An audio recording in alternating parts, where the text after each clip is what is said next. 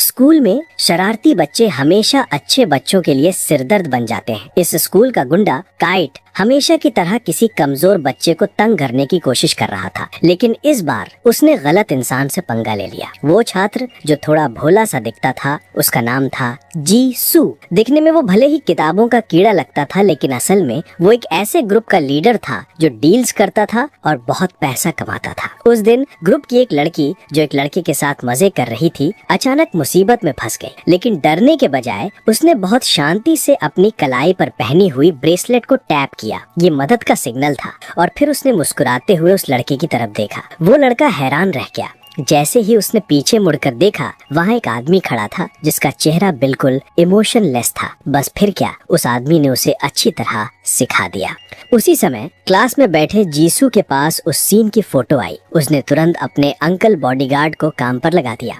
उधर वो लड़की उस लड़के से हर तरह के खर्चों का हिसाब मांग रही थी। मानसिक नुकसान, इलाज, मुआवजा, कुल मिलाकर 40 लाख। तब उस लड़के के पास सिर्फ 6 लाख ही थे। तब जीसू ने आखिरी आदेश दिया, उसे पीटो और बाकी के 30 लाख उसके अस्पताल खर्चे मान लो। जीसू ऑनलाइन अपने ग्रुप का काम संभालता था। वो लड़कियों को असाइनमेंट भेजता, अंकल उन्हें जगह पर छोड़ते और उनकी ब्रेसलेट की कनेक्टिविटी चेक करते। अगर किसी लड़की को खतरा होता तो वो ब्रेसलेट टैप कर देती। जब भी कोई बदतमीज ग्राहक मिलता, वो उसका नाम और डिटेल्स ग्रुप चैट में भेज देती ताकि बाकी लड़कियां सावधान रहें। उस दिन बड़ी रकम मिलने के बाद उस लड़की ने बाकी सबको पार्टी दी, लेकिन मिन्ही खुश नहीं थी। उसे अपने खर्चों के साथ साथ अपने स्कूल बुली बॉयफ्रेंड काइट के खर्चे भी उठाने पड़ते थे। काइट का बर्थडे आने वाला था और उसके पास उसके लिए तोहफा खरीदने के पैसे नहीं थे। उसे ये नहीं पता था कि उसका बॉस असल में उसी की क्लास का टॉप स्टूडेंट जीसू है। पैसे जल्दी कमाने के लिए मिन्ही ने जीसू से नया असाइनमेंट मांगा,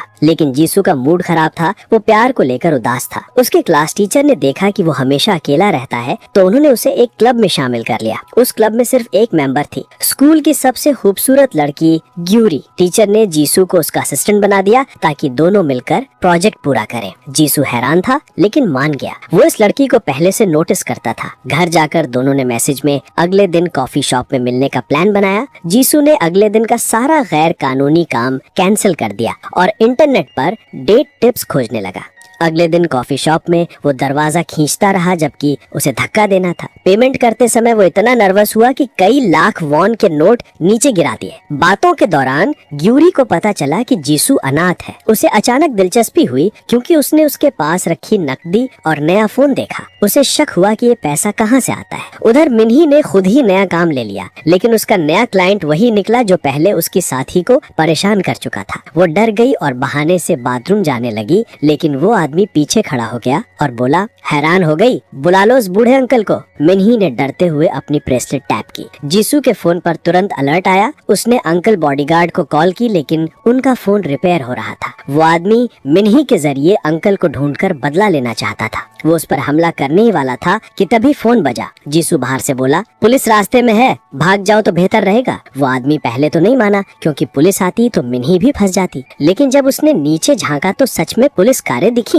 वो भाग गया। पुलिस ऊपर आई और दूसरे रूम का दरवाजा खटखटाने लगी। जीसू ने चालाकी से दूसरे रूम का नंबर बताया था ताकि मिन्ही बच सके। मिन्ही के सुरक्षित होने की पुष्टि कर जीसू वापस कॉफी शॉप में गया, लेकिन ग्यूरी जा चुकी थी। उधर वो आदमी इंटरनेट कैफे भागा ताकि फोटो और वीडियो ट्रांसफर कर सके, लेकिन वहाँ उसे वही अंकल मिल गए। वो फिर भाग गया। ग्यूरी एक अमीर परिवार से थी, लेकिन पेरेंट्स के दबाव में उसने दूसरों की भावनाओं से खेलना शुरू कर दिया था। उसे जानना था कि जीसू के पास इतना पैसा कहाँ से आता है। उसने उसका वर्क फोन चुराने की कोशिश की, लेकिन उस पर पासवर्ड था। क्लासमेट्स भी अब जिज्ञासु हो गए कि ग्यूरी जैसी पॉपुलर लड़की जीसू जैसे इनविजिबल लड़के से क्यों बात कर रही है। किसी को पता नहीं था कि यही शांत लड़का एक हुप्ड बिजनेस चला रहा है। ग्यूरी ने पूछा कि वो अपने खर्चे कैसे उठाता है। जीसू ने कहा कि वो पार्ट टाइम जॉब करता है। ग्यूरी जिद पर अड़ गई कि वो भी वहाँ काम करना चाहती है। जीसू ने झूठ बोल दिया कि वहाँ और लोगों की जरूरत नहीं है। धीरे धीरे जीसू को लगा कि शायद ग्यूरी उसे पसंद करती है, लेकिन एक दिन उसने गलती से अपना फोन उसके सामने अनलॉक कर दिया और ग्यूरी ने उसका पासवर्ड देख लिया। बाद में उसने उसी से उसका वर्क फोन अनलॉक कर लिया और सारा सच जान गई। जीसू को पता चला कि फोन गायब है। उसने जीपीएस से ट्रैक किया, लेकिन उसे कहीं नहीं मिला। वो परेशान होकर काइट की बर्थडे पार्टी में चला गया, जहां उसे पीट दिया गया।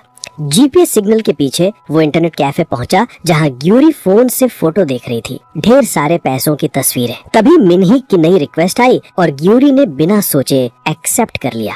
मिन्ही अब भी ट्रॉमा में थी और जैसे ही कुछ गलत लगा उसने फिर ब्रेसलेट टैप कर दी। सिग्नल ग्यूरी के फोन पर आया और उसने देखा कि ये तो उसके क्लासमेट मिन्ही है। तभी जीसू वहां पहुंचा। ग्यूरी ने फोन का जीपीएस बंद कर दिया और मिन्ही की लोकेशन की तरफ चल दी जहां अंकल ने मिन्ही को बचा लिया था। तभी फोन पर कुत्ते के भौंकने वाली रिंगटोन बजी। अंकल का कॉल था। ग्यूरी ने कॉल उठाने का नाटक किया। अंकल को शक हुआ लेकिन वो चुपचाप वहां से निकल गए। अगले दिन क्लास में काइट ने फिर झगड़ा शुरू किया लेकिन इस बार जीसू चुप नहीं रहा। तभी ग्यूरी आ गई और सबके सामने कहा कि वो और जीसू डेट कर रहे हैं। सब हैरान रह गए, एक अमीर क्वीन और एक अनाथ स्टूडेंट। कोई यकीन नहीं कर पा रहा था। 2 दिन पहले तक जीसू बस ख्वाब देखता था कि शायद वो ग्यूरी के साथ हो और अब सच में वो साथ थे, लेकिन अब उसे इस चालाक लड़की से दूरी बनानी थी। असल में 2 दिन पहले ग्यूरी ने उसका फोन चुरा कर सब जान लिया था कि वो क्या काम करता है, किसके साथ और अंकल से कैसे बचा। उसने जीसू को कॉल करके पूछा, तेरे लिए कितनी लड़कियां काम करती हैं? कितना पैसा कमा लिया? जीसू को कुछ समझ नहीं आया। ग्यूरी ने कहा, तेरे फोन में जो ली अंकल सेव है वही तो ड्राइवर है ना। जीसू बस समय निकालना चाहता था, इसलिए उसने अंकल को अपनी लोकेशन भेज दी। अंकल वहां पहुंचे लेकिन ग्यूरी सतर्क थी। उसने खतरा भांप लिया और निकल गई। जाते जाते उसने कहा, अब मुझे मत ढूंढना, राज खुल चुका है। अगले दिन स्कूल नहीं गया जीसू। वो डर से बिस्तर पर पड़ा था, कभी भी पुलिस आ सकती थी, इसलिए उसने तय किया कि वो भाग जाएगा। उसने पिछले कुछ सालों में कमाया सारा पैसा एक सूटकेस में भर लिया और निकल पड़ा। अचानक किसी ने दरवाजे पर दस्तक दी। दरवाजा खोला तो सामने ग्यूरी थी। वो जीसू से मिलने एक सहपाठी के रूप में आई थी और बिना हिचकिचाहट घर में घुसने लगी। जीसू ने तुरंत उसे रोक दिया। ग्यूरी को बहुत बुरा लगा और वो दुखी होकर लौट गई। जीसू, जो कि थोड़ा शर्मीला था, तुरंत पिघल गया। उसने ग्यूरी को वापस बुलाया और कहा कि पहले उसे घर साफ करने दे। वो अंदर गया और पैसे से भरा सूटकेस खींचकर बेडरूम में ले गया। जब ग्यूरी घर में आई तो उसने जल्दी ही बेड के नीचे पड़ी किताब का कवर देखा। उसे याद आया कि जीसू की उस फोटो में भी यही कवर था जिसमें ढेर सारे पैसे थे। उसने बहाना बनाया कि उसे पेट दर्द है और बाथरूम में जाकर नल चालू कर दिया। फिर उसने जीसू का फोन उठाया और किसी को कॉल की। लिविंग रूम में बैठे जीसू को डर था कि ग्यूरी उसे सुन लेगी, इसलिए वो बालकनी में जाकर फोन उठाता है। वो पूछता है कि सामने वाला क्या चाहता है। वो पैसे दे सकता है। ग्यूरी की आवाज में जवाब आता है कि उसे पैसे नहीं चाहिए। फिर वो कहती है कि वो जीसू को 10 किलोमीटर दूर सुपरमार्केट के सामने मिलने को कहे। जीसू वापस अंदर आया और पूछा कि ग्यूरी का पेट दर्द ठीक हो गया। ग्यूरी ने कहा उसे थोड़ा और वक्त चाहिए। जीसू ने बताया कि उसे जरूरी काम से बाहर जाना है और ग्यूरी से कहा कि वो जाते वक्त दरवाजा बंद कर दे। ग्यूरी का असली मकसद जीसू को घर से बाहर भेजना था। जैसे ही जीसू बाहर गया, ग्यूरी ने घर की तलाशी ली और पैसे वाला सूटकेस ढूंढ लिया, लेकिन उसका लॉक बहुत सख्त था। तभी उसे जीसू का मासूम चेहरा याद आया और उसका दिल पसीज गया। उसने पैसे ना लेने का फैसला कर लिया। तभी इलेक्ट्रॉनिक लॉक की आवाज आई और एक मध्यम उम्र का आदमी अंदर आया। वो था जीसू का असली पिता, एक बहुत ही गिरा हुआ इंसान। सालों पहले जब वो बेरोजगार था तब जीसू की माँ उसे छोड़कर चली गई थी। अब वो घर में घुसकर सूटकेस से सारे पैसे निकाल ले गया। कपाट में छिपी ग्यूरी ने सब देखा और तुरंत उसके पीछे दौड़ी ताकि पैसे वापस ले सके। दोनों के बीच झगड़े में फोन नीचे गिर गया और जीपीएस ऑन हो गया। जीसू को तुरंत लोकेशन नोटिफिकेशन मिला और वो घबरा कर वापस दौड़ा। रास्ते में उसने अपने पिता को ट्रैफिक सिग्नल पर देखा। उसके हाथ में वही पैसे वाला बैग था। अब बहुत देर हो चुकी थी, लेकिन और भी बुरा तब हुआ जब उसने ग्यूरी को पीछे दौड़ते देखा। उसके हाथ में जीसू का फोन था। उस पल जीसू को एहसास हुआ कि उसकी अमीर और खूबसूरत सहपाठी ने बार बार उससे मिलने की कोशिश क्यों की थी। सब एक धोखा था। अगले दिन ग्यूरी ने फोन को चारे की तरह इस्तेमाल किया और जीसू को बैटिंग केज पर बुलाया। वो फिर से उसकी टीम में शामिल होना चाहती थी। जीसू बहुत गुस्से में था क्योंकि उसी लड़की की वजह से उसकी सारी ट्यूशन फीस चली गई थी। अब कॉलेज एग्जाम में बस 1 साल बाकी था और दोबारा पैसे जोड़ना नामुमकिन था। लेकिन ग्यूरी के पास एक प्लान था। ज्यादा कमाने के लिए उन्हें नए लोग और नई सर्विस जोड़नी होगी। उसने कहा कि ये मस्कुलर लड़के उन्हें कमाने में मदद करेंगे। अगले दिन जीसू ने अपने पिता का पता ढूंढ लिया और हथियार लेकर उनके पास जाने निकला। रास्ते में लिफ्ट में फिर ग्यूरी से सामना हुआ। उसने फिर से टीम में शामिल होने की जिद की और सुझाया कि वे जूडो टीम को साथ जोड़ें, क्योंकि उनकी ताकत से अमीर औरतों को सर्विस दी जा सकती है। जीसू को ये सब पसंद नहीं था, लेकिन ग्यूरी फिर भी जिद पर अड़ी रही। रात में दोनों उसके पिता के पुराने लॉज में घुसे। जीसू ने तार से लॉक खोला, लेकिन धीमा था, तो ग्यूरी ने ईंट उठाकर खिड़की तोड़ दी। घर बहुत गंदा था, पैसे नहीं मिले तो वे वहीं इंतजार करने लगे। ग्यूरी फिर से कहने लगी कि वो जीसू की पार्टनर बनना चाहती है। जीसू ने कहा कि वो दलाल नहीं है, बस सुरक्षा और ट्रांसपोर्ट का काम करता है। असल में वो एक सिक्योरिटी गार्ड है। थोड़ी देर बाद वो सो गया। सुबह जब उठा तो उसका पिता भागने की तैयारी कर रहा था। ग्यूरी ने झपट कर उसे मारा और जीसू ने उसे टेजर से झटका दिया। पूछताछ में पिता ने बताया कि उसने पैसे बिटकॉइन में निवेश कर दिए हैं, लगभग 2 अरब वॉन, लेकिन अब खाते में 91% का नुकसान दिखा रहा था। जीसू हैरान रह गया। उसने चाकू की ओर देखा, फिर पिता की तरफ, और दरवाजा तोड़कर चला गया। ग्यूरी ने पूछा, तुम ऐसे ही जा रहे हो? जीसू बोला, वो मेरा पिता है, मैं और क्या कर सकता हूँ। ग्यूरी को अपनी गलती का एहसास हुआ और जाते जाते फोन वापस कर दिया। इतने दिनों से बॉडीगार्ड अंकल और लड़कियों का जीसू से कोई संपर्क नहीं था, इसलिए सबने काम छोड़ दिया। जीसू के पास अब एक पैसा भी नहीं बचा था, इसलिए उसने फैक्ट्री में मजदूरी शुरू कर दी। ग्यूरी बार बार उसके पास आने लगी, प्यारा बनकर पूछती, क्या अब तुम्हें मैं पसंद नहीं? उसने उसे पसंदीदा केकड़ा तोहफे में दिया और बिजनेस में फिर से निवेश भी किया, लेकिन जीसू ने मना कर दिया। उसे लगा कि अमीर घर की लड़की के लिए ये सब बस खेल है, उसे पैसों की जरूरत नहीं। मानसिक तनाव और थकावट से उसकी पढ़ाई पर असर पड़ा। मिड टर्म में उसे सिर्फ 48 अंक मिले और दोस्तों ने मजाक उड़ाया। वो बौखला गया और क्लास में ही एक दोस्त को मार बैठा। कोरिया में कुछ छात्र पैसे के लिए पार्ट टाइम काम करते हैं, कुछ चुपके से सिगरेट बेचते हैं या दूसरों के असाइनमेंट लिखते हैं, लेकिन सबसे ऊपर है स्कूल का बदमाश काइट, जो अमीर लड़कियों के पैसों पर पलता था। उसकी गर्लफ्रेंड मिन्ही ने पूछा कि अगर मेरे पास पैसे ना रहे तो क्या तुम मुझसे प्यार करोगे? काइट ने कहा कि अगर पैसे नहीं हैं तो प्यार किससे? पैसे की जरूरत में मिन्ही ने भी जीसू की टीम में शामिल होकर सेक्स वर्क करना शुरू कर दिया। धीरे धीरे जीसू ने भी फिर से वही गैर कानूनी रास्ता पकड़ा। बॉडीगार्ड वापस आ गया, लड़कियां भी काम पर लौट आईं और जीसू ने फिर पैसे बचा लिए, लेकिन अब उसने उन्हें छिपाने के लिए एक सुरक्षित जगह ढूंढनी शुरू कर दी। जब वो छत पर ठक ठक कर जगह देख रहा था, पड़ोसी ने शोर की शिकायत की। उसने माफी मांगी, तभी ग्यूरी दरवाजे पर आई। वो जूडो टीम को भर्ती करने आई थी। उसे पता था कि वे पहले भी बार में अमीर औरतों को सर्विस दे चुके हैं, लेकिन जीसू ने मना कर दिया। उसने कहा कि इस काम में औरतों को सुरक्षा की जरूरत होती है, पर जूडो टीम जैसे मजबूत लोगों की नहीं। एक दिन उसने पाया कि ग्यूरी ने आधे पैसे चुरा लिए हैं। वो गुस्सा हुआ, लेकिन जब उसने ग्यूरी को देखा तो चुप रह गया। ग्यूरी बोली, तुम सोच रहे हो कि मैं बिना काम के आधे पैसे क्यों ले रही हूँ? तो चलो 6-4 बांट लेते हैं। जीसू बोला, नहीं, 9-1 करेंगे। ग्यूरी ने कहा, कम से कम 3-7 तो मान लो। जीसू फिर बोला, 9-1 ही होगा। ग्यूरी ने झूठ मूठ को पुलिस को कॉल करने का नाटक किया तो जीसू डर गया और बोला, ठीक है, 2-8 कर लो। लेकिन ग्यूरी 3-7 पर अड़ी रही। उसने उसकी आंखों में देखा और जीसू फिर पिघल गया। अंत में दोनों ने 3-7 पर सहमति कर ली। अब जीसू हर वक्त पैसे वाला बैग और अकाउंट बुक साथ रखता था। दूसरी ओर काइट परेशान था कि जीसू अभी तक ठीक कैसे है। उन्होंने पहले भी इसी तरह एक छात्र को आत्महत्या तक मजबूर कर दिया था। अब उन्होंने आखिरी चाल चली, जीसू के बैग में इल्लीगल चीजें डालने की। काइट ने दोस्ती का नाटक किया और जाते जाते कहा कि जीसू ग्यूरी को बता दे कि अब दोनों में सुलह हो गई है। उसी समय काइट के साथी ने चोरी छुपे जीसू के बैग में वो इल्लीगल सामान रख दिया। फिर काइट सीधे स्टूडेंट अफेयर्स के हेड के पास जाकर शिकायत करने लगा कि उसे बाथरूम में गैर कानूनी चीजें मिली हैं। स्टूडेंट अफेयर्स के हेड ने तुरंत तय किया कि हर छात्र की निजी चीजों की जांच की जाएगी। ग्यूरी को भी ये खबर बाकी छात्रों से मिल गई। उसे याद आया कि जीसू हमेशा अपनी किताबें और पैसे अपने साथ रखता है। अगर ये बात पकड़ी गई तो नतीजे बहुत बुरे हो सकते हैं। इसलिए उसने जीसू को एक पर्ची फेंकी ताकि उसे बता सके, लेकिन तभी स्टूडेंट अफेयर्स के हेड उनकी कक्षा में आ गए और क्लास टीचर से कुछ मिनट बात करने लगे। जीसू को अब तक पता नहीं था कि क्या होने वाला है। तभी स्टूडेंट अफेयर्स के हेड ने कहा कि सभी छात्र अपने बैग मेज पर रखें, क्योंकि किसी के पास इल्लीगल चीजें मिलने की खबर थी। क्लास टीचर ने कहा कि अगर बैग की तलाशी लेनी है तो पहले बच्चों की अनुमति लेनी होगी। तब हेड ने पूछा, क्या किसी को आपत्ति है? अचानक जीसू खड़ा हुआ और बोला कि उसे आपत्ति है और ये कि टीचर का ऐसा व्यवहार मानव अधिकारों का उल्लंघन है। स्टूडेंट अफेयर्स के हेड को यह मजाक जैसा लगा। उसके मन में तो जिसने आपत्ति की वही संदिग्ध था, लेकिन जीसू अड़ा मुस्कुरा रहा कि वो अपना बैग नहीं खोलेगा क्योंकि उसमें किताबों और पैसों के अलावा वो सामान भी था जो काइट के गिरोह ने चोरी छुपे उसमें रख दिया था। पूरी क्लास उसकी बेइज्जती देखने का इंतजार कर रही थी। हेड का धैर्य टूट गया और उसने जबरदस्ती बैग खोलने की कोशिश की। जीसू ने उसे रोकने की कोशिश की, तभी किसी ने अचानक चिल्लाया, आग लग गई। क्लास टीचर ने सबको शांत रहने को कहा और मैदान में इकट्ठा होने को कहा। इस तरह जीसू एक बड़ी मुसीबत से बच गया। मैदान में पहुंचने के बाद ग्यूरी ने डर से कांपते जीसू को देखा। जीसू थोड़ा उलझन में था क्योंकि उसे लगा कि सबकी निगाहें उसी पर हैं। थोड़ी देर बाद स्कूल को पता चला कि आग का अलार्म ग्यूरी ने जानबूझकर बजाया था। स्टूडेंट अफेयर्स के हेड और क्लास टीचर दोनों हैरान थे कि एक आदर्श छात्र जैसी लड़की ऐसा क्यों करेगी। ग्यूरी ने कुछ नहीं समझाया, बल्कि उसने अपना सबसे बड़ा हथियार चलाया,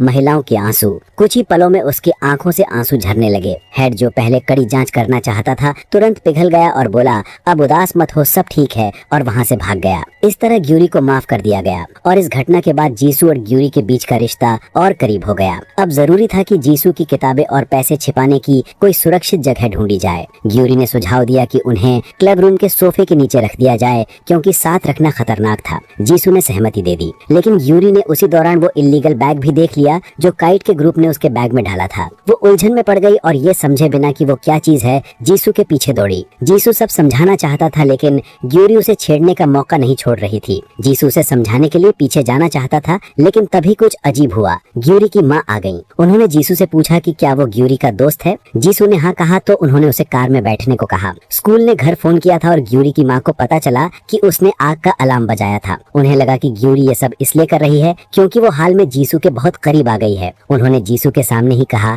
कि उन्हें समझ आता है कि ग्यूरी पारिवारिक संपत्ति संभालना नहीं चाहती, लेकिन इसका मतलब ये नहीं कि वो खुद को ऐसे बर्बाद करे। जीसू कार की पिछली सीट पर इतना शर्मिंदा हुआ कि जमीन में गड़ जाना चाहता था। ग्यूरी की माँ चाहती थी कि वो परिवार की उत्तराधिकारी बने, इसलिए अक्सर उसे कंपनी के पार्टनर से मिलवाती थी। इसी दौरान ग्यूरी ने एक नया बिजनेस आइडिया देखा। उसने एक उम्मीदवार खोजा जो जूडो क्लब के ताकतवर लड़कों की जगह ले सकता था। टाइम एक असफल कलाकार था जो अपने माता पिता पर निर्भर था। हाल में उसके पिता बीमार हो गए थे और वो पैसे मांगने में शर्मिंदा था। ग्यूरी ने उसे एक मैसेज भेजा, एक लिंक के साथ, जिसमें लिखा था कि वो सुपरस्टार के लिए स्पेशल सर्विस कर सकता है और रोज 10 मिलियन कमाएगा। टाइम ने थोड़ा हिचकिचाते हुए उस लिंक पर क्लिक किया और जीसू के चैट ग्रुप में पहुंच गया, बिना जाने कि ग्यूरी भी उसी चैट ग्रुप में थी। टाइम की शक्ल सूरत अच्छी थी, इसलिए उसे जल्दी पहला काम मिल गया, लेकिन वो बहुत डरा हुआ था। होटल के नीचे खड़ा सिगरेट पी रहा था और अंदर जाने से डर रहा था। उसे देखने वाला सिक्योरिटी अंकल समझ गया कि शायद वो भाग जाएगा। तभी जीसू ने उसे कॉल किया और कहा कि अब उसे कुछ नहीं करना पड़ेगा। टाइम हैरान रह गया। जीसू ने कहा, मुश्किल है ना? टाइम ने हाँ कहा। जीसू ने कहा, मैं तुम्हें मजबूर नहीं करूंगा और कोई पैसे भी नहीं मांगूंगा। अगर तुम छोड़ना चाहते हो तो ठीक है। लेकिन तभी टाइम ने कहा कि वो करेगा। अगली सुबह स्कूल के गेट पर कई पुलिस वाले आ गए। वे स्कूल में चल रहे सेक्स रैकेट की जांच के लिए आए थे। पुलिस अफसर ह्योंग पहले से ही मिन्ही पर नजर रखे हुए थे। स्कूल से अनुमति मिलने के बाद वो सीधे मिन्ही के पास पहुंची और पूछा, तुम्हारा बॉयफ्रेंड कौन है? मिन्ही ने कहा कि स्कूल में उसे रोमांस का समय नहीं है। अफसर ने कहा, अजीब है, अगर बॉयफ्रेंड नहीं है तो होटल में किसके साथ गई थी? ये सुनकर मिन्ही हक्का बक्का रह गई। फिर उन्होंने उसे एक वीडियो दिखाया। इस समय जीसू और ग्यूरी दरवाजे के बाहर खड़े होकर ये सब सुन रहे थे। ग्यूरी कुछ नहीं समझी तो जीसू ने समझाया कि ये वही दिन था जब वे कॉफी शॉप में मिले थे।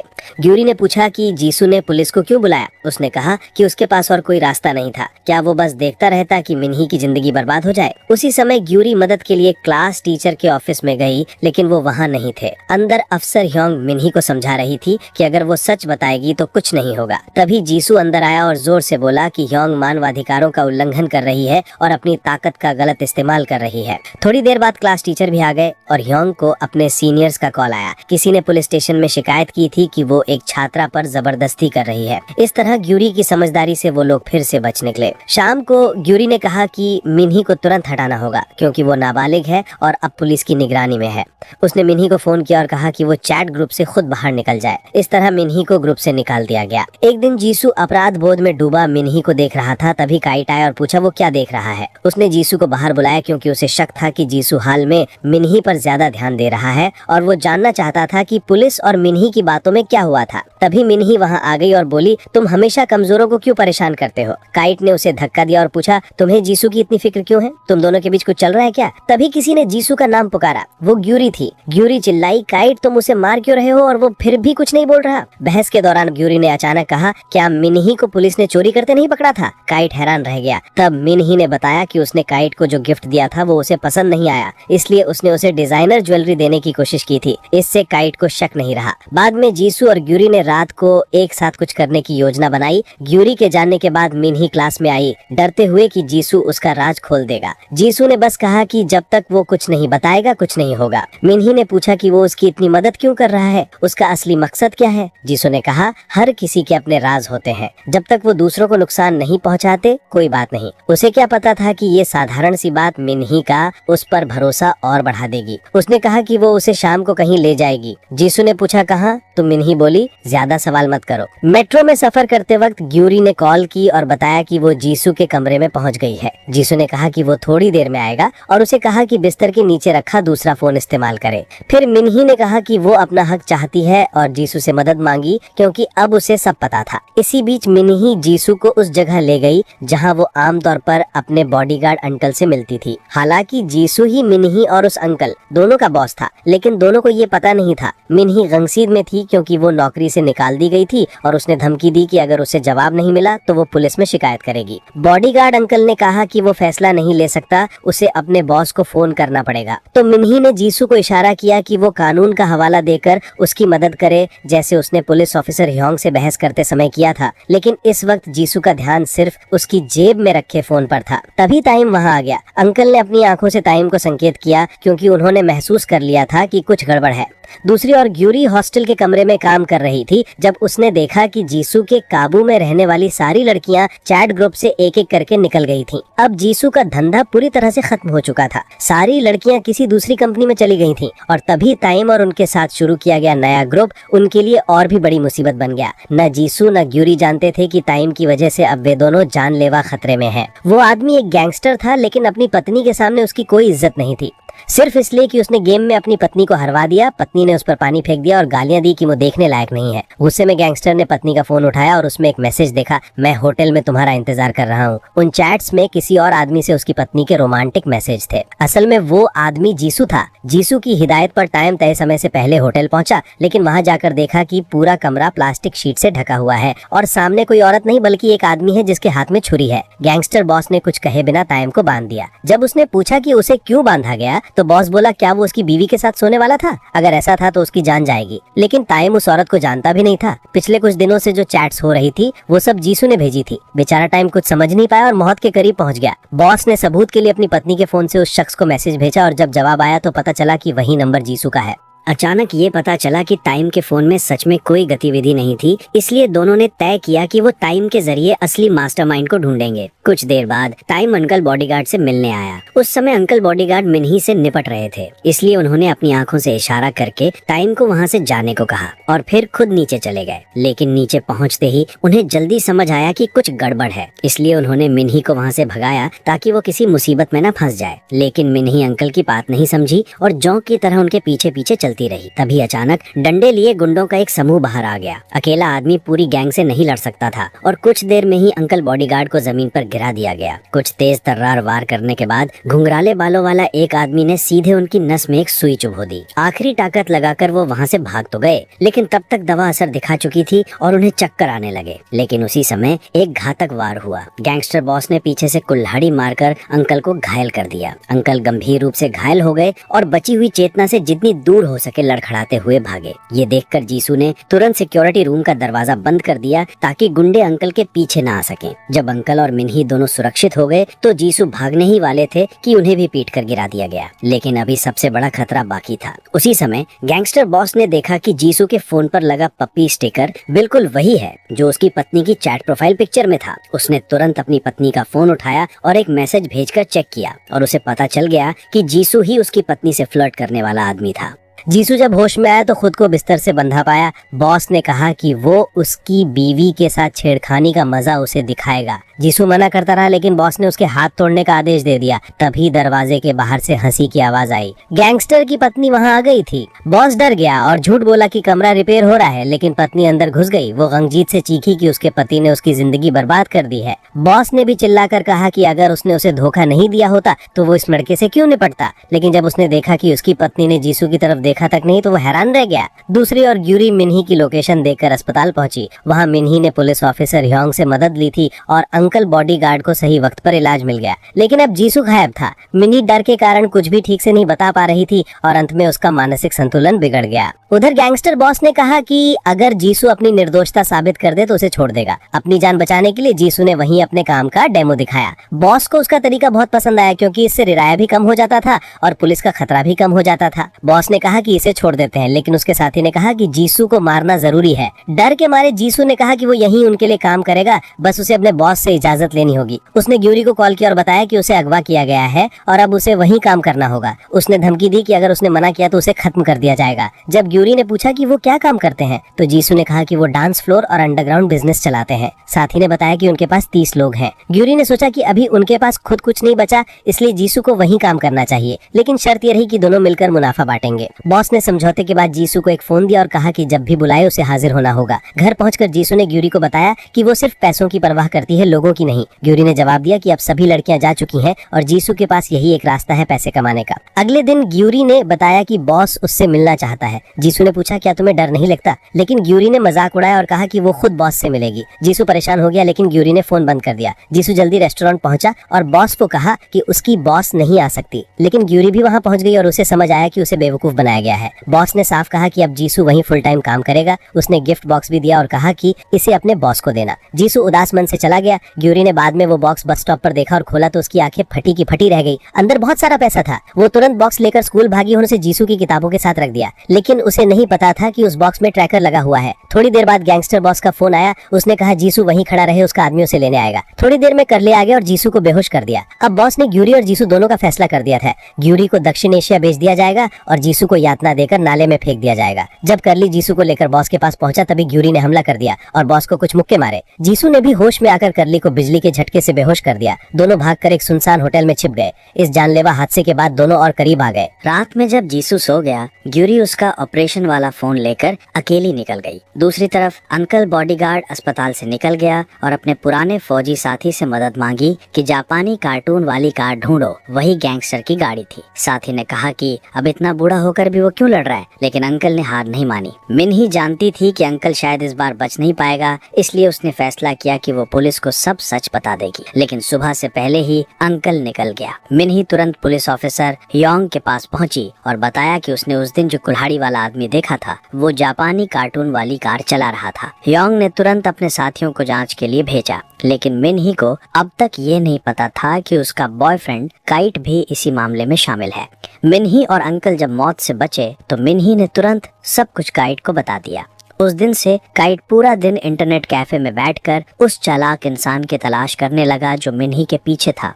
एक दिन उसे एक मैसेज मिला, मिन्ही हमारे यहाँ काम करती है, जल्दी आओ, तुम्हें सब पसंद आएगा। पता था बनाना डांस फ्लोर, जो कि गैंगस्टर बॉस का डांस फ्लोर भी था। ग्यूरी ने मास्क पहनकर चुपके से अंदर घुसने की कोशिश की। उसने वहाँ वो मोबाइल ढूंढ लिया जिससे बॉस जीसू से संपर्क करता था और उसे उस मोबाइल से बदल दिया जिस पर पपी स्टिकर था, जिसे वे अपने ऑपरेशन में इस्तेमाल करते थे। लेकिन जैसे ही वो जाने वाली थी उसने देखा कि बॉस भी वहीं कमरे में है। उसने डंडा उठाकर ग्यूरी के पैर पर मारा जिससे वो गिर पड़ी, फिर उसे गला दबाने दौड़ा। उसी वक्त नीचे गालियों की आवाजें गूंजने लगी। बॉस ने नीचे झांका तो देखा कि स्कूल के कुछ लड़के डंडे लिए नीचे खड़े हैं। वही मिन्ही का बॉयफ्रेंड काइट और उसके साथी। दोनों पक्षों में झगड़ा शुरू हो गया और दोनों पीछे हटने को तैयार नहीं थे। इस अफरा तफरी में ग्यूरी मौका देखकर भाग निकले। स्कूल के बच्चों की भीड़ और जोश देखकर गैंगस्टर के आदमी संभल नहीं पाए। वे सब रास्ता साफ करते हुए ऊपर तक पहुंच गए। लड़ाई शुरू हो गई। तभी कराओ के रूम से धीरे धीरे अंकल बाहर आए। वो सामने आए हर व्यक्ति को गिरा रहे थे। कर्ली बॉलों वाला गुंडा ये देखकर जम गया, फिर डंडा लेकर अंकल पर टूट पड़ा। पड़ा, लेकिन आज अंकल जैसे मौत का देवता बन गए थे। वो किसी से नहीं हार रहे थे। उनका एक ही लक्ष्य था, बॉस। उधर बॉस ग्यूरी के पीछे भाग रहा था। बॉस के आदमियों ने ग्यूरी को दरवाजे के सामने रोक लिया। तभी जीसू वहां पहुंच गया, लेकिन दोनों पकड़े गए। बॉस ने जैसे ही दोनों को पकड़ा, पीछे मुड़ा और देखा कि अंकल सामने है, जैसे कोई मौत की परछाई धीरे धीरे आगे बढ़ रही हो। उनके हाथ में आने वाले सब लोग चिल्ला रहे थे, लेकिन किसी में विरोध करने की ताकत नहीं थी। ये देखकर बॉस डर गया। उसी समय जीसू को कुछ समझ आया और वो उत्साह में अंकल को पुकारने लगा। अंकल ने कहा, काफी समय हो गया है जीसू। दरअसल अंकल पहले से जानता था कि इस सब के पीछे असली बॉस जीसू ही है। सालों पहले जब अंकल सड़कों पर भटक रहे थे, तब जीसू ने ही उनकी मदद की थी। आज अंकल अपनी जान जोखिम में डालकर जीसू का ये एहसान चुका रहा था, ताकि जीसू को अब की सबसे बड़ी मुसीबत से बचा सके। लेकिन जब अंकल छत पर पहुंचे तो बॉस ने अचानक हमला किया। उसने सीधे उनके पेट पर मुक्का मारा। अंकल थक चुके थे, इसलिए वो जमीन पर गिर पड़े। बॉस ने उन पर पूरी ताकत से वार किया। फिर भी अंकल ने हार नहीं मानी। दोनों के बीच जोरदार लड़ाई हुई। आखिर में अंकल ने बढ़त ली और बॉस के मुंह पर लगातार मुक्के मारे, जिससे वो खून थूकने लगा। लड़ाई खत्म होने के बाद अंकल भी वहीं गिर पड़े। नीचे स्कूल के बच्चे भी लड़ाई खत्म कर चुके थे और अंकल की तारीफ कर रहे थे, लेकिन तभी पुलिस पहुंच गई और सबको गिरफ्तार कर थाने ले गई। काइट आखिर तक बॉस को नहीं ढूंढ सका। उसे बस जीसू की वो टोपी मिली जो उसने दरवाजे के पास गिरा दी थी, वही टोपी जो मिन्ही ने जीसू को उसके जन्मदिन पर दी थी। उधर छत पर बॉस खून में लथपथ था और अंकल दीवार से टिके हुए हिले भी नहीं। जीसू और ग्यूरी ये देखकर वहां से भाग निकले। बॉस और उसके बॉडीगार्ड की लड़ाई में दोनों मारे गए। बस बॉस की पत्नी बची, जिसने कुछ नहीं कहा। स्कूल के बच्चे भी असली वजह नहीं जानते थे, इसलिए पुलिस को कोई पुख्ता सबूत नहीं मिला। आखिरकार पुलिस को वही मोबाइल मिला जिसे ग्यूरी ने बदल दिया था, और उसी से पता चला कि बॉस ही बाहरी इलाके में लड़कियों की तस्करी का सरगना था और अंकल उसका बॉडीगार्ड था। दोनों में पैसों को लेकर झगड़ा हुआ था। लेकिन कहानी यहीं खत्म नहीं हुई। ग्यूरी घर लौटी और अपने माता पिता को वो रिकॉर्डिंग सुनाई जिसमें उसने ट्रिम को ऑपरेशन में शामिल होने का न्योता दिया था। उसने इस रिकॉर्डिंग से अपने माता पिता को धमकाया कि अब वे उसे जबरदस्ती उत्तराधिकारी नहीं बनाएंगे। माता पिता ने बहुत मेहनत से उसे तैयार किया था, पर अब वे मजबूर थे।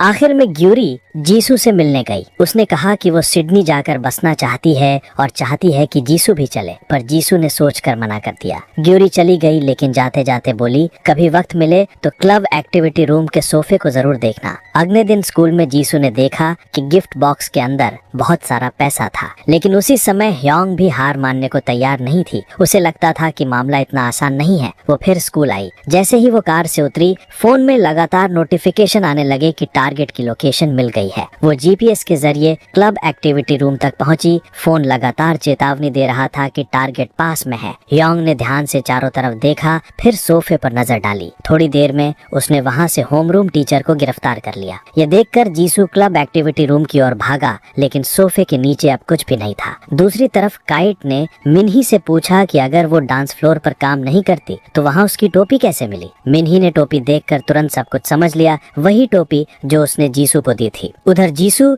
घबराहट में घर में बैठा एक कबूलनामे जैसी चिट्ठी लिख रहा था। मानसिक दबाव बहुत ज्यादा था। उसने ग्यूरी से मदद मांगने का सोचा, तभी मिन्ही का फोन आया, मिलने का बुलावा। मिलते ही मिन्ही ने पूछा, वो टोपी कराओके रूम में कैसे पहुंची। जीसू डर गया, कुछ नहीं बोल सका। मिन्ही बार बार पूछती रही, पर कोई जवाब नहीं। थक हार कर वो चली गई। उसे जाते देख जीसू टूट गया। वो घुटनों पर गिरकर रो पड़ा और सब सच कबूल कर लिया। मिन्ही ने खुद को संभाला और गुस्सा रोकते हुए वहां से जाने का बहाना किया। उसने फोन से पूरी बात रिकॉर्ड कर ली थी, लेकिन जैसे ही जीसू उसके पीछे दौड़ा, उसने रिकॉर्डिंग सुन ली। गुस्से में और अफरा तफरी में जीसू ने गलती से मिन्ही को सीढ़ियों से धक्का दे दिया। सब कुछ खत्म हो गया। जीसू ने मिन्ही का फोन उठाया और पूरी तरह घबरा गया। उसने यूरी से मदद मांगी, फिर घर जाकर सामान बांधने लगा। तभी दरवाजे की घंटी बजी। उसने सोचा ग्यूरी आई है, लेकिन बाहर काइट खड़ा था। काइट अब भी हार नहीं माना था। वो कराओके रूम गया था और वहाँ के मालिक से सच्चाई जान चुका था। जब उसने जीसू से पूछा तो जीसू फिर झूठ बोलने लगा, लेकिन जैसे ही काइट ने मिन्ही का नंबर डायल किया, फोन के रिंगटोन जीसू की जेब से बजने लगी। सारा सच सामने आ गया। जीसू ने काइट को बहुत हल्के में लिया था। काइट ने बिना झिझक कैंची उठाई और जीसू पर हमला कर दिया। उसी पल ग्यूरी पहुंची और काइट को बेहोश कर दिया, फिर जीसू को खींचकर वहां से ले गई। जीसू जानता था कि अब वो नहीं बच सकता। उसने ग्यूरी से कहा कि वो भाग जाए, लेकिन ग्यूरी नहीं मानी। उसे पता था कि अगर उसने जीसू को नहीं निकाला तो वो जिंदगी भर जेल में रहेगा। लेकिन आखिर में जीसू ने हल्की मुस्कुराहट के साथ आगे देखा, जैसे सब कुछ खत्म हो चुका हो। कुछ देर बाद योंग जीसू के घर पहुंची। अंदर कोई नहीं था। खून के निशान सीढ़ियों तक जा रहे थे। हर जगह खून ही खून था। कहानी यहीं खत्म होती है। अब आप बताइए कि आपको क्या लगता है कि जीसू और ग्यूरी कहाँ गए होंगे? अपने जवाब कमेंट में लिखिए। अलविदा, फिर मिलेंगे।